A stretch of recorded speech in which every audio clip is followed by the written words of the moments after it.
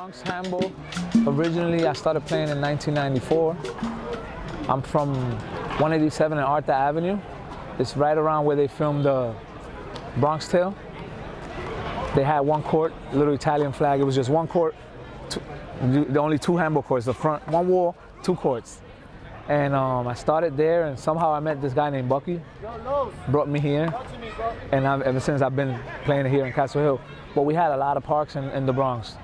We've got St. James Park, a lot of good players. Timbo's dad comes from there. A lot of great players that don't play in tournaments. We have Bailey Park with Satish, one of the legends in small ball. Satish is from there, and other players too, but that's the name that comes to mind first. You know, we have Marble Hill, a couple of other Bronx legends come from there. So, and then we got Van Cortlandt. You know, Van Cortlandt, we got 161st courts. They redid them now, but they're still there. A lot of people play there. And the Bronx handball has always been about aggression. Bronx players, we kind of started the opposite, having a strong opposite. Meaning if you're right-handed, now your left is really strong, or if you're lefty, your opposite is your right. You got a good, strong right hand. So the Bronx started that from before, 1994, 1995. That's when I started playing opposites, but it's been there before.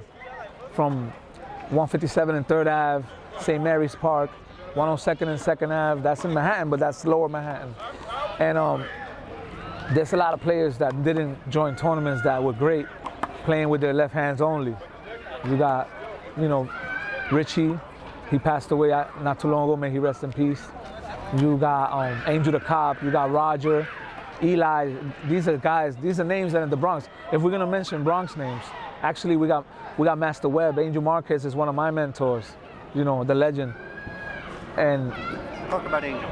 Angel met me when I was like 16 years old, and I hit a ball with my left, and I lifted up my leg for some reason. And he pulled me to the side, and something small, he said, Cisco, leave your foot down. When you hit, you'll see how much power you're gonna get. And sure enough, I never lifted my foot, and sure enough, my left became pretty good. You know, but Angel Marquez, I never got to see him at his prime, but even at the time that I met him, he was still great. One of the greatest players that I know. I can only speak, I know Ruben Gonzalez is a legend. I know Buddy is one of the greatest. I never saw them at their prime. I saw Angel Marquez in his little bit of, towards the end of his prime, and he was still great. You know, small ball and big ball? I didn't. I only played big ball. I played small ball in high school. I went to Roosevelt High School. You know, I've been playing since 1994, like I said, and it's just like, I fell in love with it. I got good at it pretty quick, and it became my addiction from there on. In the beginning, the goal was to beat Rookie once. I did it once, and instantly, I wanted to do it again. And that's when the addiction started. It's so hard to beat that man twice. So, but I've had a lot of rivals, you know, in singles, the person I've lost to the most is Lefty George. You know, he took me out of a lot of singles tournament, and he's great. But I don't have nothing to be ashamed of. You know, in doubles, Pee Wee and Lefty Willie Polanco. Every semifinals that I entered, they took me out, and so I got a lot of fourth places because of those guys. And then Rookie, you know, you meet Rookie in tournaments, and it's just, he's a different animal. I beat him a whole bunch of times for money in singles at Toriga. That's another place. The Mecca in the winter, the Mecca of handball is Toriga, the indoor courts. We're blessed now to have, for the Long Island players, we have the indoors called A1 Sports. But right now, Toriga has the top players like Timbo, Kalim, you know, like Miggs, Taiwan, the top monsters, Padim. The ones that are in the finals in every tournament play at Toriga. So that's the standards. A1 has some good players as well, don't get me wrong. We got the Coreys, you know, we got Chili Willie, we got a lot of people over there. But when they wanna get good games, they come to Toriga. When they wanna get to, when you wanna train yourself for tournament-like atmosphere, you come to Toriga. Because you're not only battling the players, you're battling the elements. People side betting against you, screaming, you know, heckling you on the sideline. Toriga is the place to be. Huh? But the Bronx handball to me has always been great. I wish the Bronx handball courts didn't have so much money in them, because we play for money sometimes, or all the time. And the fact that in the Bronx, I can speak for Castle Hill only, we always had good money games. We didn't travel enough to Queens and to Manhattan, to West 4th, which is the mecca of handball, Coney Island. We stayed in our park because we already had money in our park. And that's kind of stopped us from becoming better than we could have. Playing with different people, looking at different styles. But the Bronx handball has always been great. We got a lot of legends that are probably not known because they didn't enter tournaments. But I give a lot of credit to my teachers. You know, Bosco, Lefty Willie, you know, these are Angel the Cobb, Bucky took me around. He showed me where the money was at. He showed me where the top players play at, and the tournament scene, and I just fell in love with it, you know?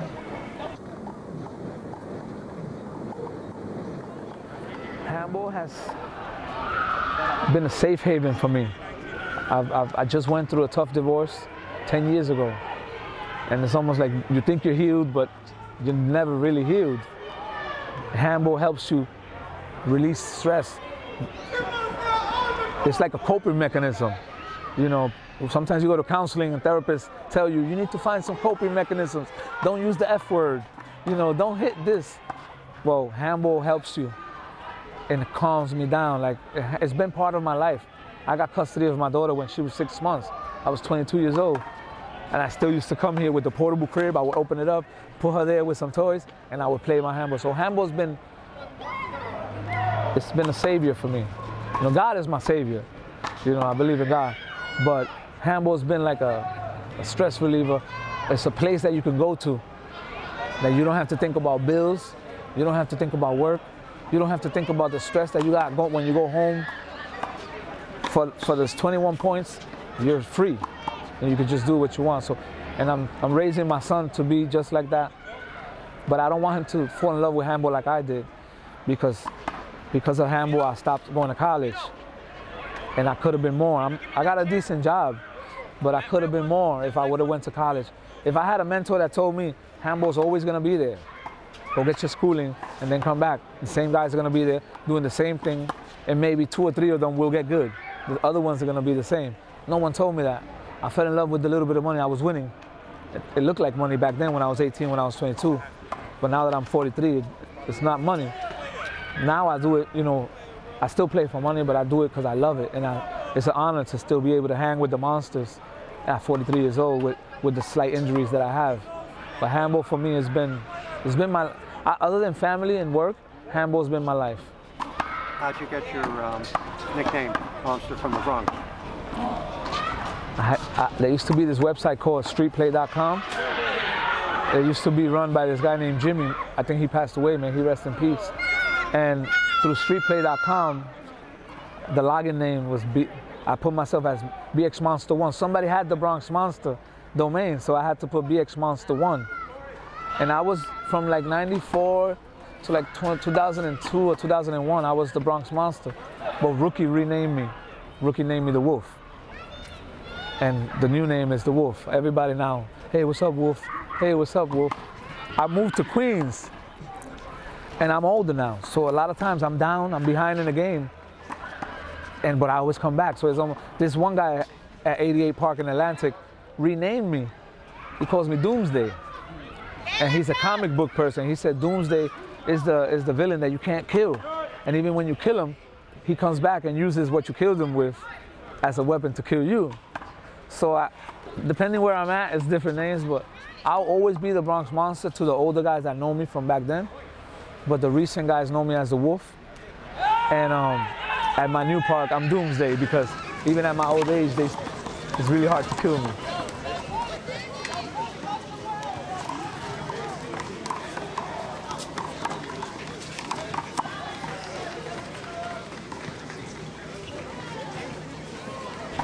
My son is, I'm really big on leading by example and being a good role model to my son. So I never was the type of person to take anyone under my wing. Nobody taught me nothing, so I'll never teach nobody nothing so they could beat me. But with my son, I've changed. I'm more like a mentor. I'm tough on him because I'm really tough on him. But I'm very proud of him.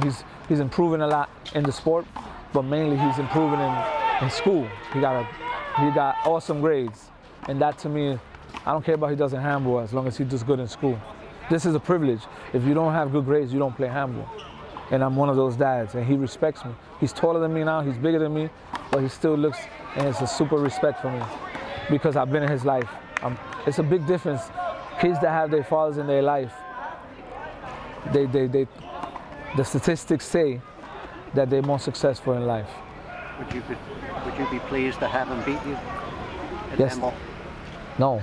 I don't want him to beat me. Yesterday I spotted him 10 points, left to 2. The first game I beat him 21-18. I was tired.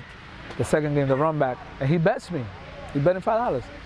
The second game he had me 17-8. And I don't know how I came back and beat him. And he was so angry, he punched the ball and hit Mikey Mendoza on the leg. And I had to scream at him like, yo, don't do that. I don't teach you that, I don't teach you that. He goes, you didn't teach me nothing. And I go, I lead by example. You never see me lose and punch the ball or roof a ball. I said, you're gonna lose before you start winning. This is part of the growing pains. My mentor, Bucky, a lot of times I had him 17-11, and I just couldn't get over. In the beginning, when you're getting good, there's a hump on the hill that you gotta get over. And my son is that close. He's getting really. If he beats me, eventually, I'm older. I got a torn labrum. I'm gonna get surgeries, and when I come back from those surgeries, I'm probably gonna get a knee replacement. So I'm not sure how I'm coming back from that. But to answer your question specifically, would I be pleased if he beats me? No. I just want to look there so he can see me when he watches this. I love my son though. He's my best friend. I've been through a lot of stuff.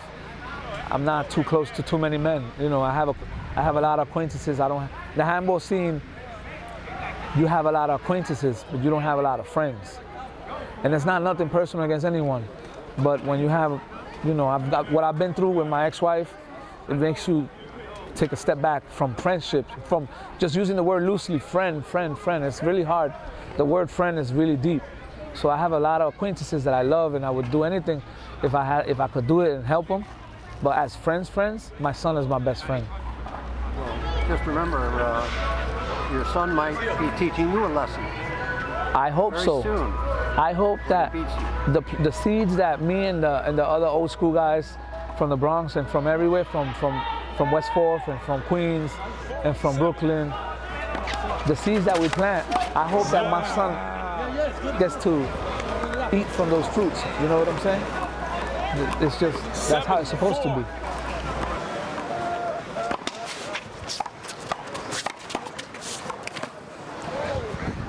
Hey, Cisco. He was watching you play. Yeah. Yeah, my son is he's my biggest fan. The thing I see about my son that I know he's gonna be great, because I saw it in Timbo, I saw it in Gio. I know Timbo since he was 14 years old, probably 12. Timbo used to cry when he lost. Gio cried when we lost. I never cried when I lost. Maybe that's why I never became as great as I could be. My son cries when he loses. My son gets mad. So I'm trying to teach him how to learn how to focus that. There's too many people that are possible sponsors in the crowd, and they love my son. I don't want them looking at him like a sore loser, like a bad sportsman. Even though he's being intense towards himself, but screaming and looking bad and slamming the ball, it just makes you look bad, and it might make a sponsor walk away from you. But it's been an honor to play. It's been an honor to be a Bronx player, even though right now I live in Queens, but I'm still Bronx in the heart.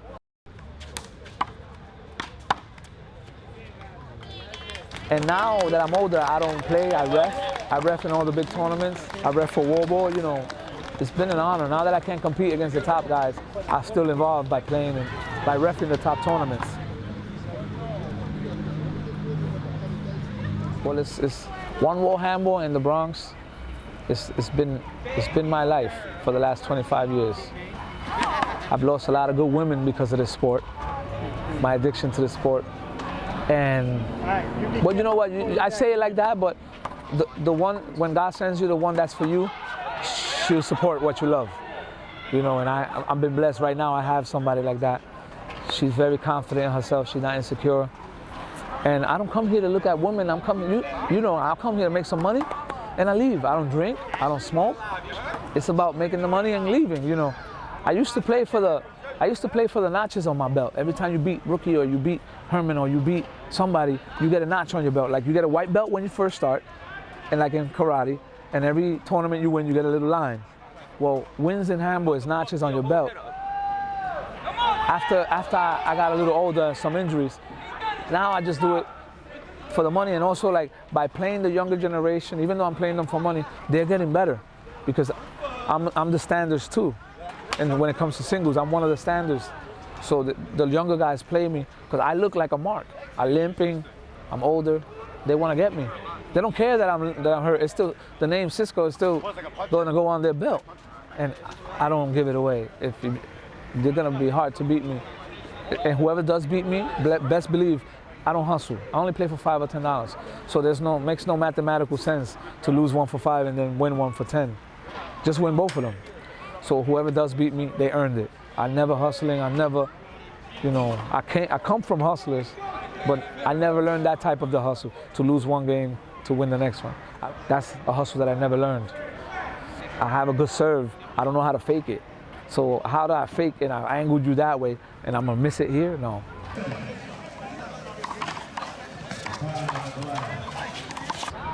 Bronx handball, a lot of my style came from Bronx players. Angel the Cop is one of the guys I got my spikes from.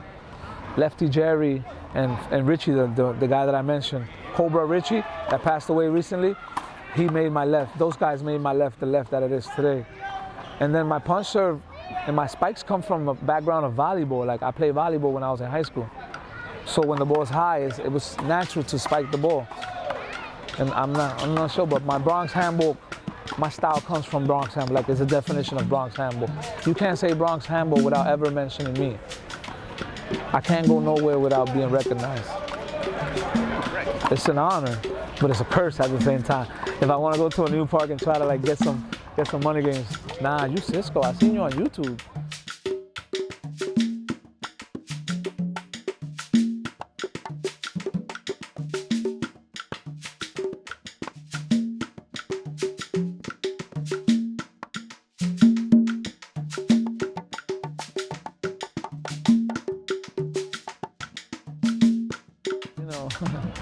I've had so many great wins in my life, but when I was younger, I never let nobody record me. I was very stubborn and stupid.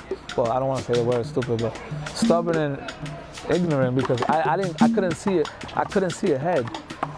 Now I regret it because there's no footage for my son to see how great I was, But I got so many great wins, and the one that I'm identified the most is the 2013, my game against Gio. It's on YouTube, and everybody, I seen you play Gio and King of the Courts on YouTube. And I know Gio is great. He's one of my favorite players. But I've won better games than that. But they're not documented.